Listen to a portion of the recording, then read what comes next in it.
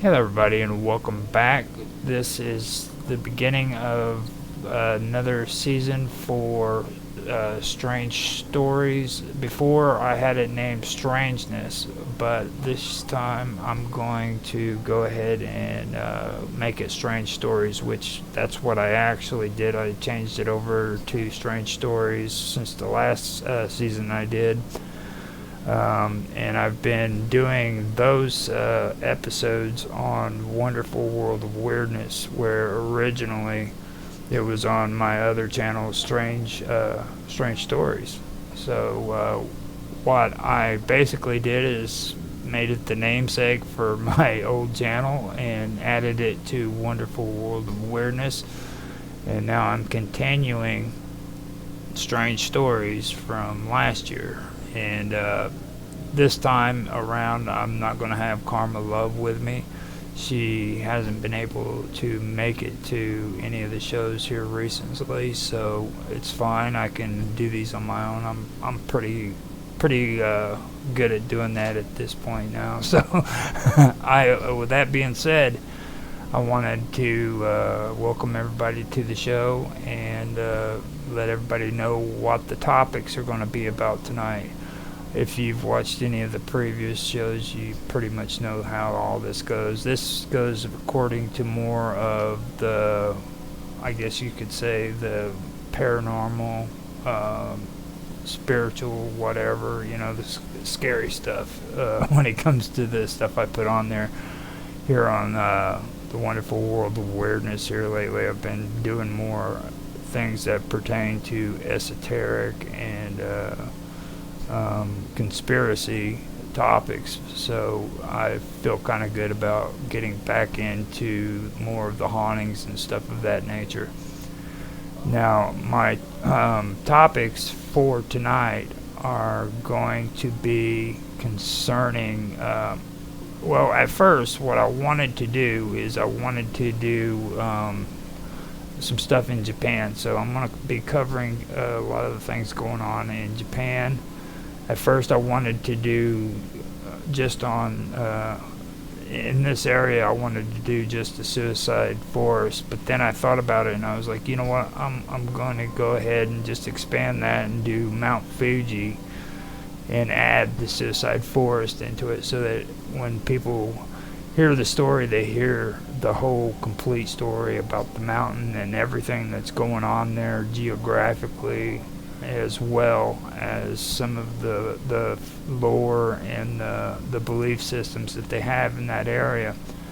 After that, I want to go into Oiran Buchi. If I say that wrong, I apologize, but that's another folklore in Japan. It's about the Countess Abyss, the Countess's Abyss. I'm going to be covering that. And then I want to get into something that's really been fascinating me too. It's Tono's Kappa pool. Now, later on, I want to come back on and I want to go over what kappas are in Japan, because I haven't got all the information on that yet, but I want to pull that up and I want to kind of go into the subject of kappas, because that by itself is pretty amazing.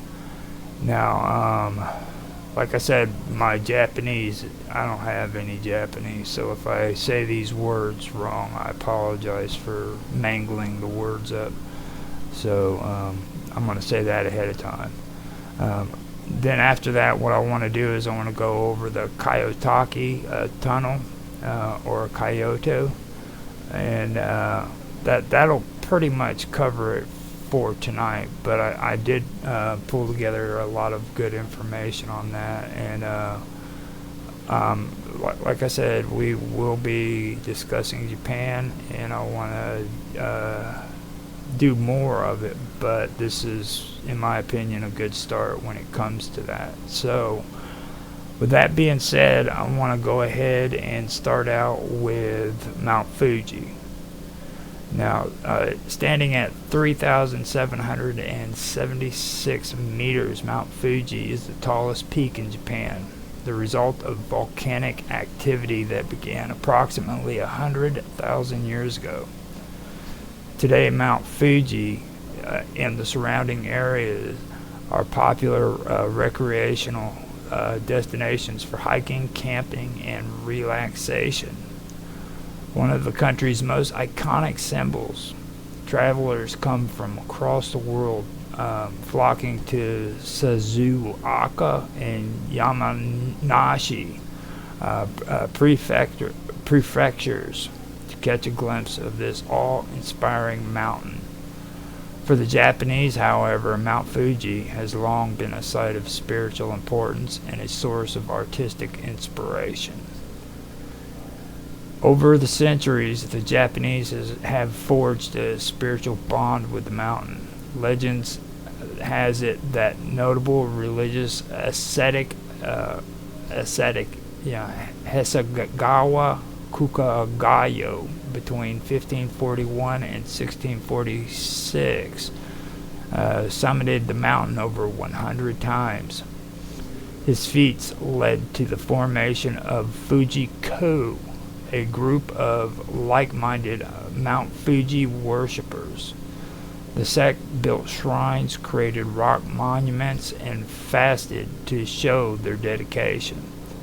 Their fanaticism eventually led to Tokugawa shogunate to ban the religion. But despite this, Japan's long-standing traditions of mountain worship has ensured the mountain remains revered and respected as a site of spiritual importance. Now, I also want to come back to this stuff too, because this is very, very important, especially with the Fuji-ko. Now, they actually have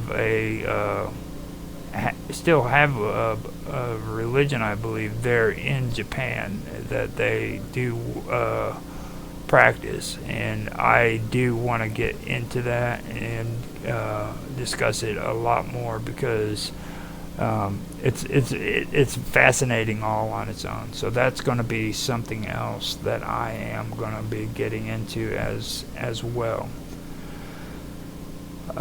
Just so you guys know. So this is most definitely going to be more than just a one episode show when it comes to Japan, because they have got a lot of amazing stuff that I'm wanting to cover. Now, Mount Fuji is also a site of pilgrimage. Around 200,000 to 300,000 people climb Mount Fuji every summer. Climbing up to the summit is popular at sunrise. Climbers often begin their climb the previous day and stay overnight at a lodge on the mountain. Then start climbing early the next morning to watch the sunrise over the horizon. Now, in pre-modern time, Fuji served as a destination for Shoginja practitioners and Shogendo, an ascetic mountain worship faith, to undergo training, and even the lower classes were known to make pilgrimages there. The numerous shrines at the base of the mountains are testaments of Mount Fuji's spiritual and historical significance. Mount Fuji's most iconic images dates back to the Edo period, which is between 1603 to 1867. Woodblock print artist Katsuhika Hikusai and Utagawa Horicigus series of pieces of Mount Fuji depict the mountain from various vantage points and settings, giving people from around the world a glimpse into the region and its ways of life. Katsushika Hakusai in particularly is known to have influenced the Western artist Vincent van Gogh and even had an impact on the composer Claude Debussy. The picturesque views of Mount Fuji, popularized in the Edo period, had helped cement the mountain's legacy as a global attraction. Now, formed approximately 100,000 years ago, repeated volcanic eruptions gradually transformed Mount Fuji into the largest mountain in Japan at 3,776 meters tall. The last eruption was in 1706, and it lasted for 16 days, with volcanic ash reaching as far as Tokyo. Volcanic activity is also responsible for creating Huazan, which is one of Fuji's secondary peaks. The 5 lakes at the mountain's base and numerous caves near Owakagora Forest, which is the real name for the suicide forest. Now, the area is also blessed with many mineral-rich hot springs, making the region a paradise for both outdoor recreation and relaxation. Now, that is going to get us into what I wanted to talk about when it comes to the landscape that's around there. Now, not only do you have the forest, okay, but because of the activity of the volcano, you also have cave systems that are set up that's around there, and 2 of them are something that I really believe that should be discussed. And before I do that, though, I want to get into the Shugendo, and this was what I was just reading. It mentioned the Shugendo, and I wanted to go over what these people are. Now, the Shugendo is a highly syncretic religion. It's a body of ascetic practices that originated in the Nara period of Japan, and having evolved during the 7th century from the amalgamation of beliefs, philosophies, doctrines, and ritual systems drawn from local folk religious practices. Shinto mountain worshipping, Buddhism, and Taoism is where it comes from. Now, the final purpose of Shogantu is for practitioners to find supernatural power and save themselves and the masses by conducting religious training while treading through steep mountain ranges. Practitioners are called Shogenja or Yamabushi, literally mountain prostrators or prostrators. Now, the mountains where Shingantu is practiced are all over Japan and can span multiple mountains within one range, such as the Oman Mountains range within Mount Hakyu and Mount Oman, or the Ishizuchishin Mountains range with Kamagamori and Tegadaki. That's some crazy shit. Let me step in here real quick. Okay. I'm Mark. Mark W. Mark W. And anyways, getting back to the Tokugawa era, that's when they were banning a lot of religions during that time because the American ship came in and opened the ports to westernization from America, and like the British and the French started coming in too. So that was also the dawn of Christianity in that era and that time. Just a side note. That is actually pretty important because there's a few things too, and some of the next things that mention some things about Americans, that they actually have a memorial in some of the, or one of the temples that I know of, that goes to I guess American sailors or American settlers who were there, and I thought that was kind of interesting that they did that. So Yeah. The only drawback from the whole deal was the processing and the what is it, contraband sale of opium. That was the biggest drawback from them during that era with the sailing ships. yeah. Just another side. Okay. Yeah, that the shogunate also took a step back from being, like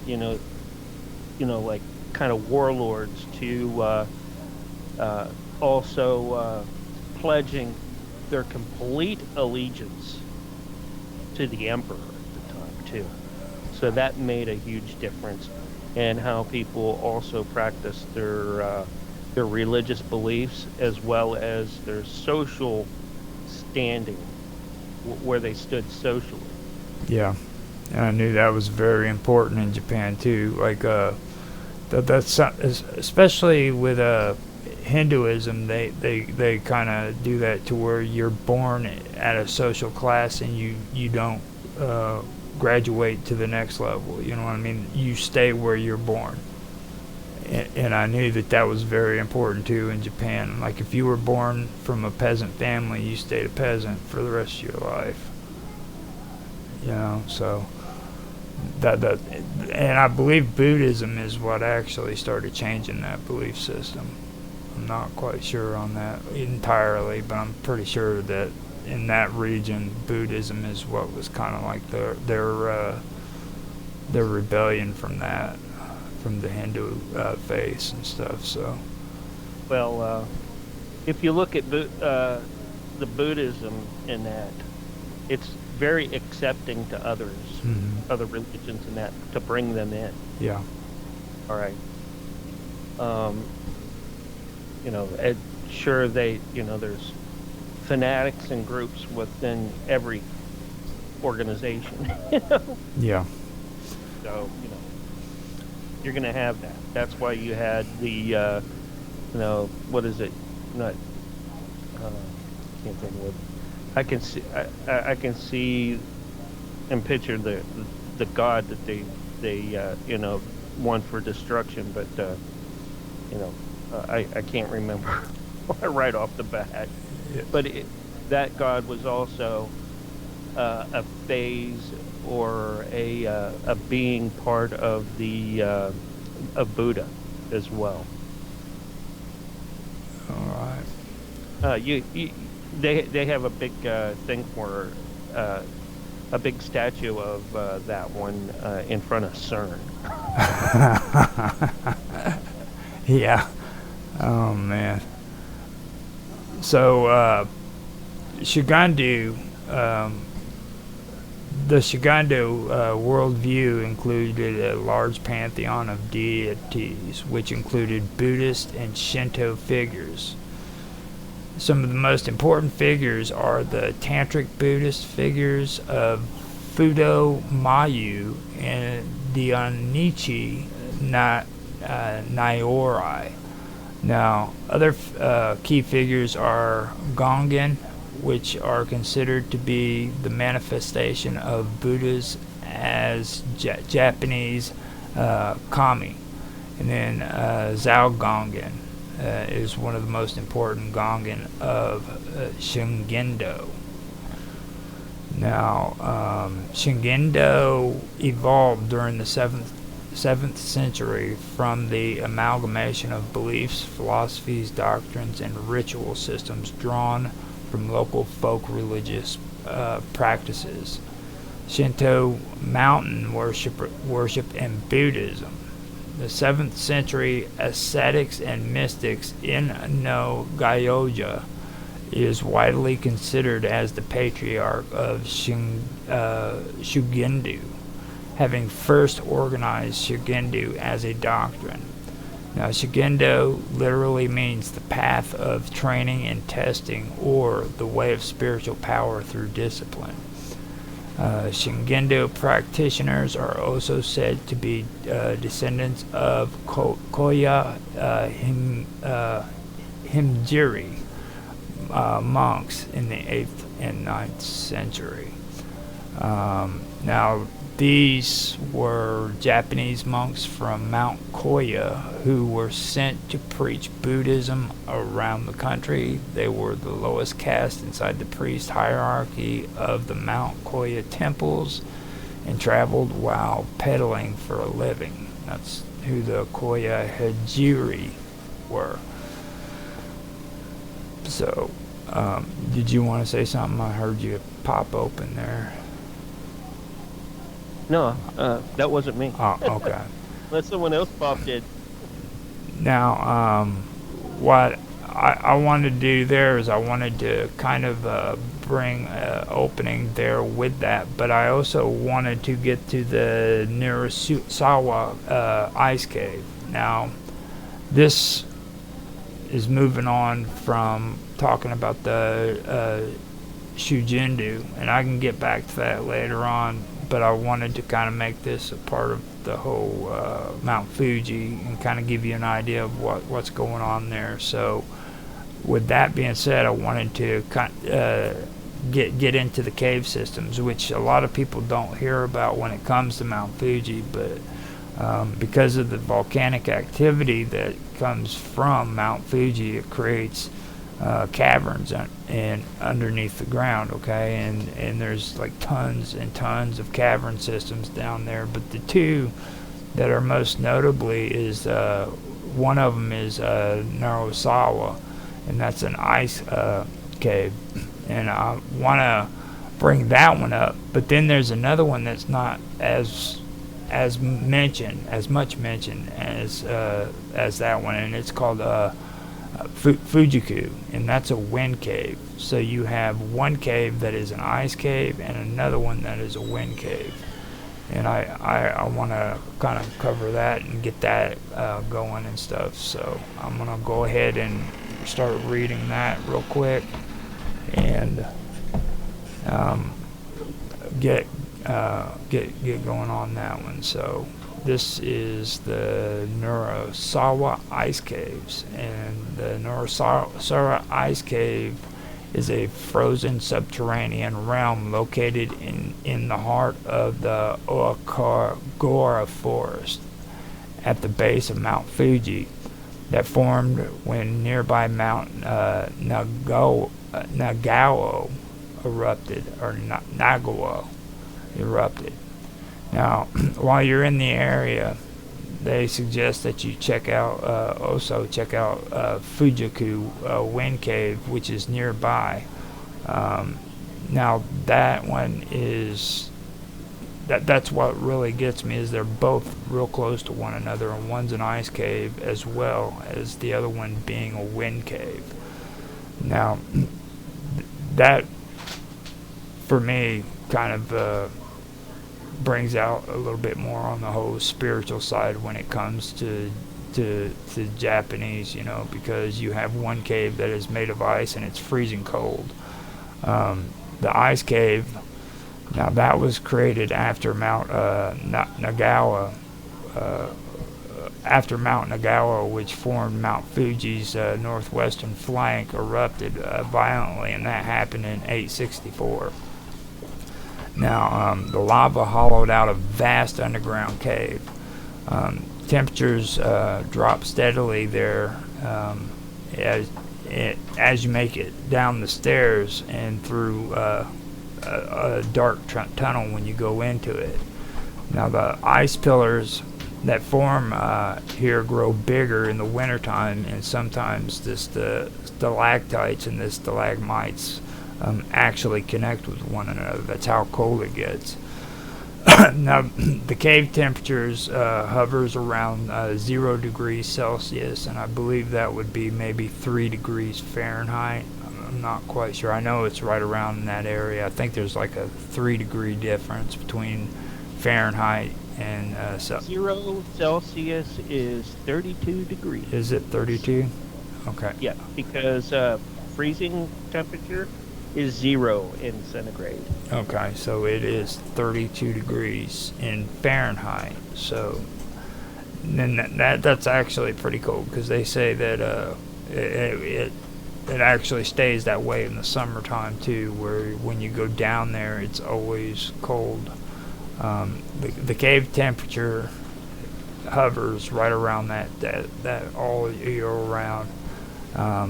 And it was once used to store stuff like seeds and silkworm cocoons at one time.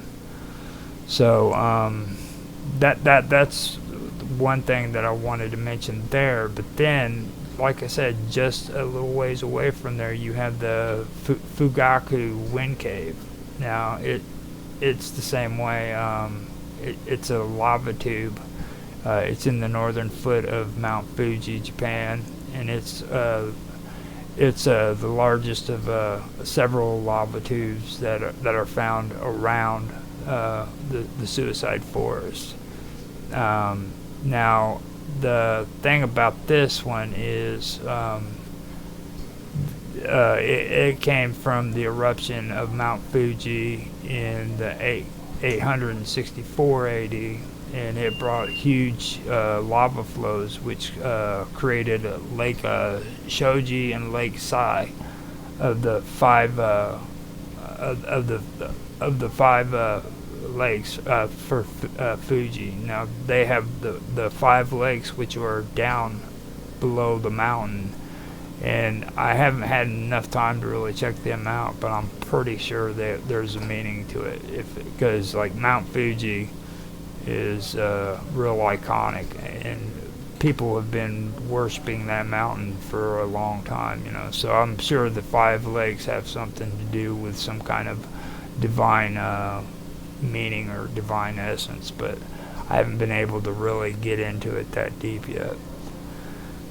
Now, by dividing Seino Umi into 2, several cinder cones, such as the Amuro and Nagao mountains, and a large flat area now called the Akagora Forest, which is the Suicide Mountain. In this, now that's basically what was happening with these lakes. They were dividing these up into 2, and that's what they're talking about. Now, in this forest can be found several lava tubes, including Narasawa Ice Caves, which I just mentioned. And then you have the Fujiku Wind Cave. And then you also have Lake Saibat Cave in Fujikawa Town. Fujikawa Guchiko. Town, and that's in the Yamanashi prefecture, and the Yamanashi prefecture is what has the forest and Mount Fuji and everything else in it. Now, all of these all of these were declared as national monuments of Japan in 1929, just so if anybody wants to know. But these, to me, it seems odd that you have one that's real close, that's made of ice, and it's extremely cold. And then as I was reading through this, I also found out about this Fujiku Wind Cave. The moss and everything grows so deep and so thick into this cave that you can't hear your echo. You can't hear echoes when you talk down there. So I find that kind of interesting, that when you go down into this cave, you can't hear your echoes. And then you have another one that's just next to it that also is cold as heck, and it produces ice, That's something that I find rather amazing when it comes to that. Now, that's basically some of the stuff that I wanted to go over for now. And after I'm done with that, what I wanted to do is just get right into the whole suicide forest, which is Aokigahara, I guess is what they call it. And what it basically means is it's called the Blue Tree Meadow. That's what it is in English, if anybody wants to know what that is all about. Now, it's also known as the Sea of Trees. Now, it's a forest of the northwestern flank of Mount Fuji on the island of Honshu in Japan, thriving on 30 square kilometers of hardened lava laid down by the last major eruption of Mount Fuji, which was in 864 CE. The western edge of Okigara, where there are several caves that fill with ice in winter, is a popular destination for tourists and school trips. Parts of Okigara are very dense, and the porous lava rock absorbs sound, contributing to a sense of solitude that some visitors attribute to the forest. So you have this environment that is introduced into this forest that just makes it seem like it's completely silent. You know what I mean? And I think that's probably what is so strange about this whole area. And there's also people who talk about Mount Fuji as being a gateway to the heavens, you know. And when you hear about all of this stuff combined with the fact that they call it the gateway to heaven basically, it kind of makes you, have a bigger sense of what's going on here. It's really strange too that the ground is extremely hard. They say that you can't just go in there with cutting tools and cut the earth with like hand tools, because it's just so solid that you can't even do that in some areas. I also find that pretty interesting whenever whenever I started reading up on this stuff. There's a lot of interesting things going on there when it comes to ice, wind, how silent it is, plus the ground is so strong that it's almost impossible to cut it with freaking hand tools and stuff of that nature. So it's an interesting area. Now, the forest has a historical reputation as a home to Yuri ghosts of the dead in Japanese mythology, at least since the 1960s. Akagora has become associated with suicide, eventually becoming known in English by the nickname Suicide Forest, and gaining a reputation as one of the world's most used suicide sites. Because of this, signs at the head of some trails urge suicidal visitors to think of their families and contact a suicide prevention association. And I do know that is true. They've, believe it or not, that is probably one of the few videos, or those videos that have been put out on YouTube, that hasn't gotten in trouble. And that's one thing that really amazes me. I mean, they will literally go in there and they'll show you the sites, they'll show you where they've found dead bodies and everything, and they've never gotten in trouble for that. I always thought that was weird, with all the people that are on YouTube getting in trouble these days, and they show pictures of the suicide forest and nobody gets in trouble for it. That's completely amazing to me. But when I first heard about this, I wanted to check it out, and that's when I found out about the Uri. Now I checked it out, and the Uri's are another topic that I do want to get more in depth with, because there's a lot of spirits that are that the Japanese believe in, which are pretty amazing. And you have to be careful with a lot of these folklores too, because there's some that go way back, all the way back to like the 700s, and then you get it mixed up with a lot of the plays that were created in Japan too. There's in the paranormal circles over there, they have a lot of people believing that these were like old actual folklores, when in reality they were made up in plays, which are pretty scary, don't get me wrong, but they weren't actually a part of the pantheon, you know what I mean? So that's something that I do want to point out. There were some things that I did keep out of this, because I wanted to keep it more on the actual stories about the spirits of Japanese folklore, and off of the fictional characters that were written up, because you can tell where they've kind of crossed the line when it comes to Japanese lore and everything. So now the Yuri are figures in Japanese folklore. They're analogous to the Western concept of ghosts, so that would be the equivalence of what we call a ghost.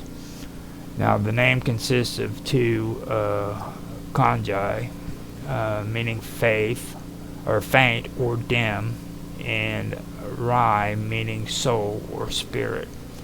Alternative names include borai, which means ruined or departed spirit, or shiryo. Now, that's basically what they're talking about there, and it goes back into more. It gets into some more intense stories when it comes to that, and that's why I said I want to do another part that consists of that before I end this, because this goes deeper and deeper into it. Just on the mythology and the folklore, you can pull a lot of amazing stuff off of it. So with the geography, what I wanted to go over is the forest floor.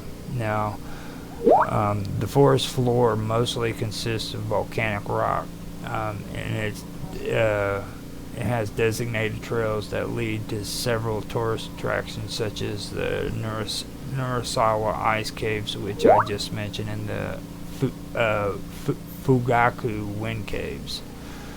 Now, the Lake Saibat cave, that is the largest of the several lava tubes that are near Lake Sai in the Arakagora forest in the northern side of Mount Fuji.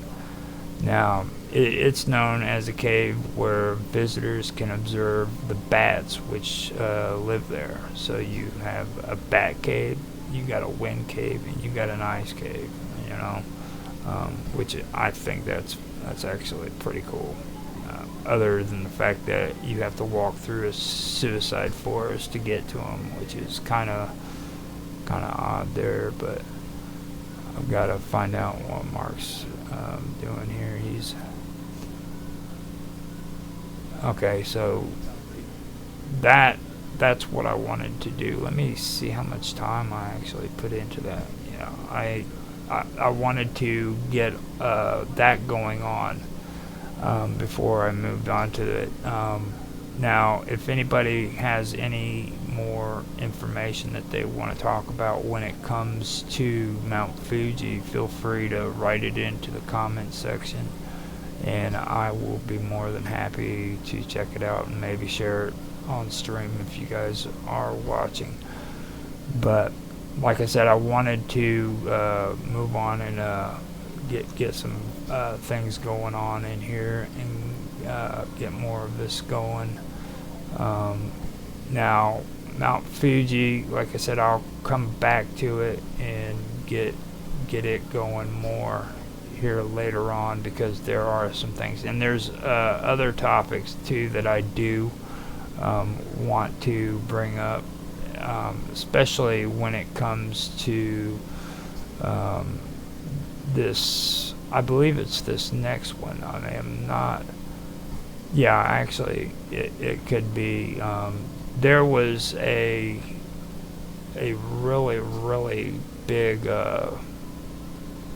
Well, it was folklore, and I don't know for sure, 100% how accurate it is that this is the way it played out, but I do know that they have actually got evidence that this gold mine did actually exist there. And my next topic that I want to get into is concerning the Oran Bucci, and that's the Courtesan's Abyss.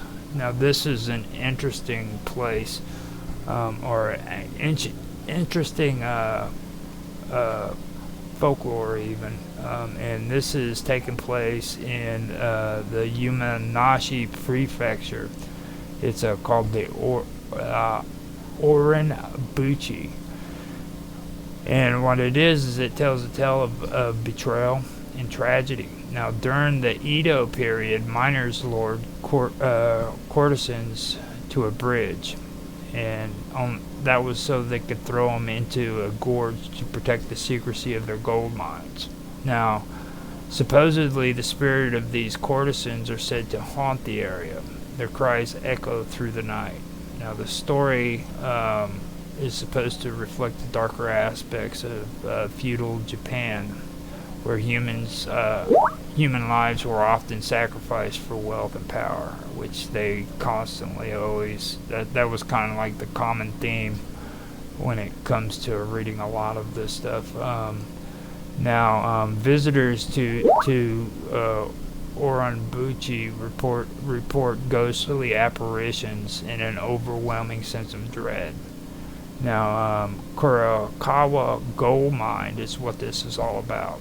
The Kurokama Gold Mine is located in the Kurokama Kenzan Mountain, and it's an ancestral home of the Takeda clan. Now, during the 1570s, the mines was at its peak, providing the leader Takeda Shingen with great power and influence. History states that at the time, the miners were serviced by at least 55 courtesans. These women were there to entertain the men as they wanted. But when the mine started to dry up and became redundant, the area was to be abandoned and the women were not needed anymore. The location of the mine was always kept a secret, and this meant it was apparently too risky to just let the courtesans go, as they may provide enemy clans with information on where the mines was located. A brutal plan to get rid of the women that involved building a platform over the gorge was put in place. As the women stood on the stage practicing for a welcome party that would never happen, the supports were taken out by the men and the women fell to their deaths. Legend has it that you can hear the wails and cries of the women to this day. So, that is basically what the story is about. So the Kurakawa gold mine was supposedly, or it was a gold mine located in the city of Kashu, Yamanashi, Japan, which was in operation for several hundred years from the Sengoku period into the modern era. Now, the site, along with the Nekayama gold mine, was collectively designated a National Historic Site of Japan in 1997 as the Kai Gold Mine Sites. Now, the Kai province, the ancestral home of the Takata clan, is a very mountainous area which is rich in mineral resources. After Takeda Shigen seized power from his father and unified the province, he developed the gold resources which were known to exist in various areas of the province, minting gold coins called Koshukin, which were in great demand due to their purity. The Kurokawa mine is located on the hillside of Mount Kiken, also known as Mount Kurokawa, in the northeastern part of the prefecture, at an elevation of around 1350 to 1400 meters. Now, gold in the form of gold dust was known to be extracted from the area since at least the early Kamakura period. However, exploitation began in earnest by Takata Shingen, and the location of more than 50 mine heads and a smelter ruins have been found in this area along with a mining town. Now, production is estimated to have reached its peak during the tenure of his son, Takeda Katsuyori. Now, after the fall of the Takeda clan, Kai province came under the control of Tokugawa Ieyasu, and the mines continued to operate into the Edo period under the control of the Tokugawa shogunate. Now, archaeological evidence has found mining tools such as mortar and chisels, ceramics, and daily necessities such as copper coins. Gold extractions was done by gold planting as well as open pit mining and tunneling. References to the mine disappear from historical records around the Genroku era, which is around 1688 to 1703. Now, an attempt was made to reopen the mine in 1906, but the venture failed after 2 years. The Kurokawa mine is about 60 minutes by car from Inzan Station on JR Tokai Chao main line. Now, the Nakayama mine is located in Minobu, Yamanashi, in the southern part of the prefecture, on the slope of Mount Kanashi at an elevation of 1,400 to 1,600 meters. The site covers 16.36 hectares, and 124 mine heads have been identified. The site has a flat area where the residence of the workers and the smelters once existed, and extensive tailing piles. Its history parallels that of Kurokawa mines, and it was controlled by the Anayama clan, retainers of the Takeda clan, and later of the Tokugawa. The mine was first mentioned in official documents in 1571 and was closed at the end of the 17th century. It is about 20 minutes by car from Shimobosen Station at the JR Tokai Minobu line. However, some artifacts are on display at the Oku Museum of Gold Mining History.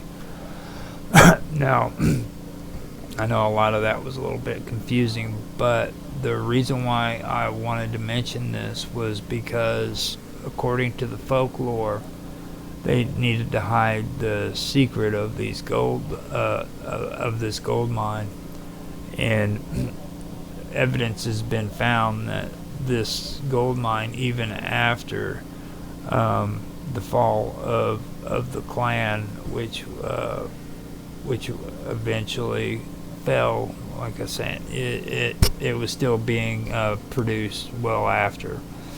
So even though it's a good story, and it does have a good lore and everything, there is evidence that it wasn't as big of a secret as what everybody was making it out to be. But it is actually supposed to be a haunted site, according to what everybody says about it. So that was something that I wanted to pull up. I also have some more stuff that is about this too, and it has to do with, well, it's just something that I wanted to read that I think would also fit, and it would sound a little bit better too. So let me go ahead and read this to you and see how you guys think about it, or what you think about it. So just outside the city of Tokyo is Chichibu Tamakai National Park. It has 8 peaks and spans over 2,000 miles. This beautiful park covers over 4 prefectures in Japan: Saitama, Yamanishi, Nagano, and Tokyo. In Yamanashi Prefecture, in between the city of Kishu and the village of Tayama, just off of an old road that was once a part of National Highway 411, lies a gorge with a beautiful waterfall called Seiko Waterfall by the locals. To many, this seems like a beautiful area to stop after driving through the Japanese countryside, but you might not want to wander too close, for this is the spot where 55 women were killed by Takeda soldiers. One of the richest clans in Japan during the Shingoku Jidai was the Takeda. The landlocked province of Kai had to find ways to fund their armies and campaigns, and they found a way to do so: gold. In the hills near Mount Karakawa, the Takeda clan had a gold mine. Gold had been mined from these hills since the Heian period, which is between 794 to 1185, and during the Sengoku Jidai, the Takeda took advantage of the mines. This was a major operation which required miners, guards, and women to entertain the men during their off hours. Not all of the gold that was mined from these hills was used for war. Some were buried in the hills as offerings to the gods, mainly as offerings for good fortune for the Takeda in battle, and many believed treasure caches that were also buried in the hills might still be there today. Unfortunately, the offerings could not stop the fall of the Takeda clan. While the mine and the clan did well under Takeda Shinjin, the Takeda began to decline under his son, Takeda Katsuyori. The clan became a shell of its former self after their devastating defeat at the Battle of Nagashino in 1575. The Takeda clan collapsed entirely with the death of Katsuyori on April the 3rd, 1582, and the race was on to hide family secrets, mainly the gold mines. Even though the mines were beginning to run dry, members of the dying clan were worried about people finding out the location of the mine and the gold caches. To keep information about the gold from spreading, they targeted the women. They were afraid that the prostitutes learned information from the men who worked there, which could be valuable in the wrong hands. So they came up with a plan. A large platform was constructed over the Yanagasawa River near where it flows into the Ichinos River. Once it was completed, the prostitutes were invited to come and practice a dance for a farewell party. At the height of their dance, soldiers hacked away at the wisteria vines that held up the platform, causing it to collapse. All 55 women fell into the gorge below. Some were killed in the initial fall, but the others who survived the fall were swept away and killed when they went over the waterfall. Their bodies were found downstream by the villagers of Tibayama, and they were fished out and buried. They later built a monument in the memory of the victims. Now, while it has been called Oran-buchi, many people and historians have pointed out a couple of facts. First, what happened to the miners and the guards? Would they not have been killed too? Unfortunately, I have not been able to find any information regarding the men that worked the mines, so I cannot say anything as to their fates. Even the Japanese Wikipedia page that Google translated did not mention anything about the men. The focus seems to be primarily on the women, which brings us to the next point that has puzzled people. The name Oiran is a high-class prostitute. They were above common prostitutes, known as Yujo or Yujo. For while they might have been sex workers, the highest ranking Oran Tayu might not engage in sex work. They also had talents in traditional arts and were known to be exclusive and expensive. These ladies would not have entertained minors, but Yujo would have. On top of this, the profession of Oran came about during the Edo period, which is between 1603 to 1868. Years after this incident occurred. Perhaps the name Uran-buchi came about during this era, and even though they might have been lower class prostitutes, perhaps the name was given to them out of honor due to the violent nature of their deaths. It is just a theory of mine, but there is another that many historians entertain, and that is that the women were not prostitutes at all.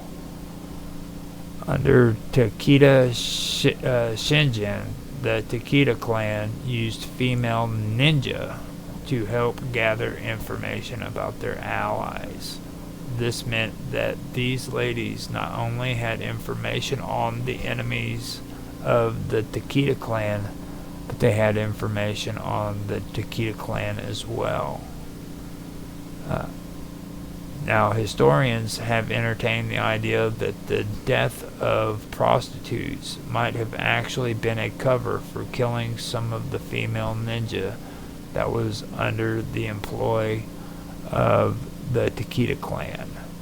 The performance would have been a good cover to lure these women to the platform, and the death of these women makes more sense once you change it to ninjas instead of prostitutes.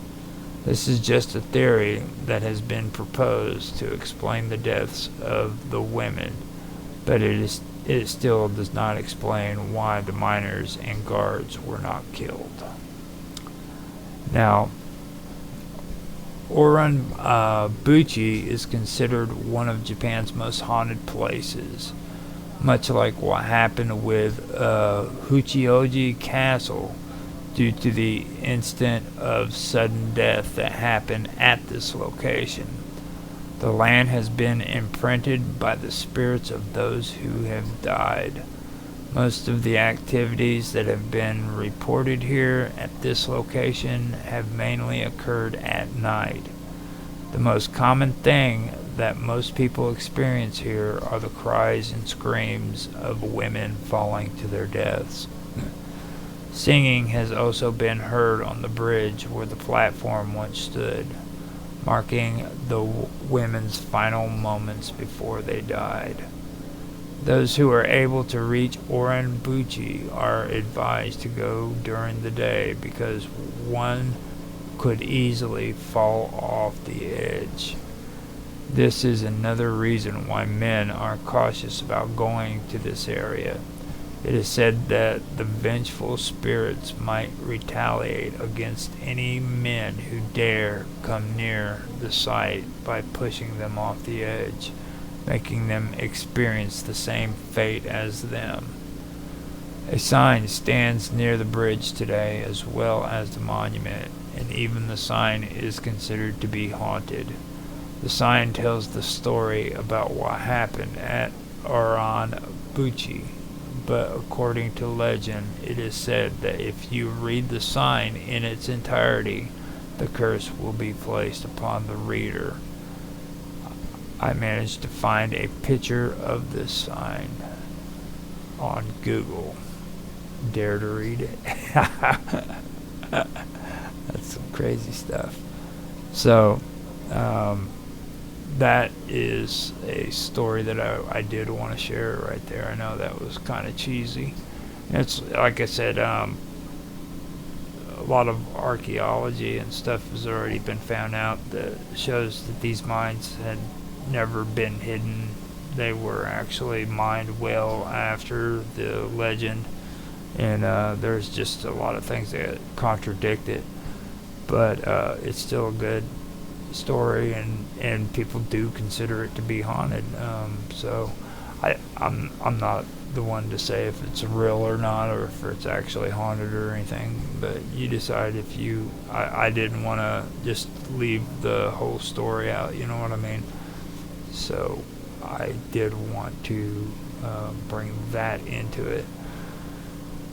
Now, right now is getting pretty close to another engagement that I have to be a part of at the moment, but I wanted to find out how far I actually got here.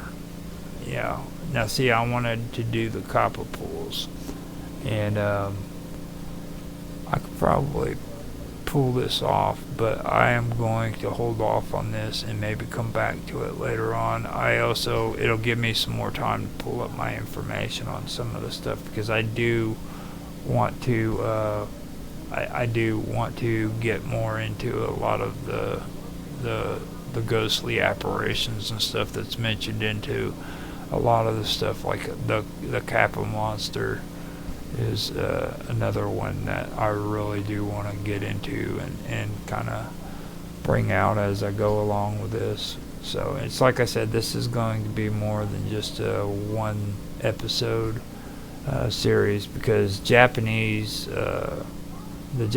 hauntings are probably the best ones out of all of them, to be honest with you. Them and anything in the Orient, especially when it comes to China. Even China and Indonesia, they have some of the coolest haunting spots in the world, to be honest. And I'm kind of debating on doing the Air Force base that's over there too, because it's a pretty big hot spot. It's supposed to be one of the most haunted places in the world, to be honest.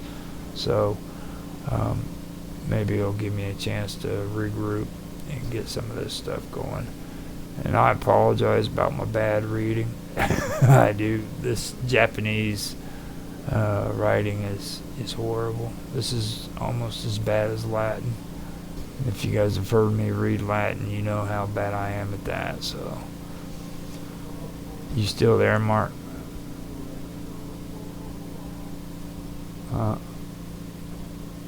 Okay, so he is definitely not there. Okay, he did write some stuff in here. He said, I always get interested in the Yukiana, which is the snow women who freezes people with their breath, and their take on vampirism, not related to the Yoki Onna. Kujin, I believe, are they called? No, Kujin, I believe they're called. More of a ghoul than Western vampires. Yeah, we've had conversations about the vampires in the Orient. I find it interesting that they hop too, and the ones that I have done research on, they not only hop, but they actually resemble zombies as well as vampires. So I find that pretty interesting myself. So no. With that being said, we have come to an hour and 6 minutes in recording. I have an hour and 24 minutes in live stream. I will check everything to see if we have any comments whatsoever. And if nothing else, I will go ahead and end it.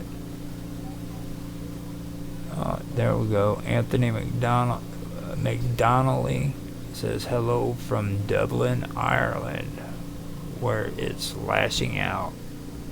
I'm guessing lashing out means it's snowing because he put snowflakes next to it, emojis next to it. So thank you for making your comment, Anthony McDonald. Here's a shout out to you, and thank you for taking time to hang out and listen to the stream.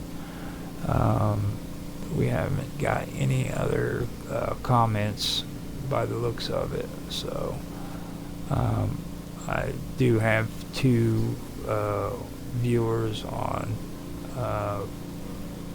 Rumble, but I could be one of those viewers. So with that being said, I guess it's best to just go ahead and end this. Mark, if you are there, I'm going to end the stream and stop the call, and I'm glad that you stopped in for a while, and I will see you here in a little bit. I'm going to get off of here and hopefully be able to get on and check out Nancy Planetto on Vixen's Vault, see what she's doing. If you guys want to watch a good show, might want to check that out. It's with Dregas Production. That's what Mark W., who was just on here, is a part of. He's got some pretty good shows, and tonight he has his shows going on there. So after I'm done here, man, stop over there and check it out. He's got pretty good show. He's got quite a few pretty good shows on tonight. So with that being said, I am going to go ahead and stop the stream, and thank you guys again for coming in. Have a good night.